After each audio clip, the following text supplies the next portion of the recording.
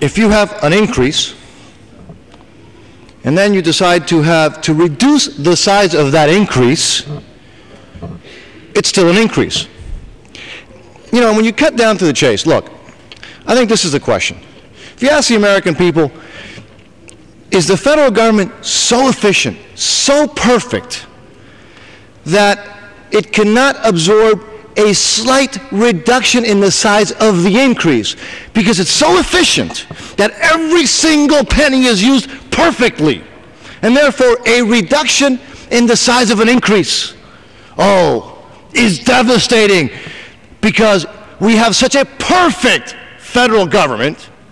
that we can't even reduce the size of the increase. Now, again, I'm not real sophisticated,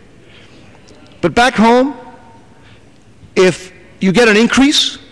and all of a sudden you say, I want a 10% increase,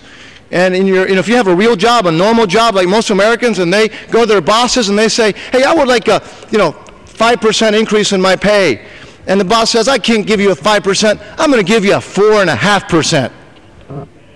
Is that a cut in salary, or is that an increase in salary but 0.5% less than what you asked for? And again, if we thought that the federal government was so good, so efficient, so perfect that it can't absorb that, and then don't support this amendment. But if you think that the federal government may be just a little bit imperfect, that it might waste just a teeny bit of money, that maybe there's just a little bit of money that we could use elsewhere, and then I would suggest, I'm not going to get into the rhetoric on the math, but again, if you think that the federal government could maybe absorb a little bit less of an increase, and then this is a very modest decrease on the size of the increase, I thank the chairman.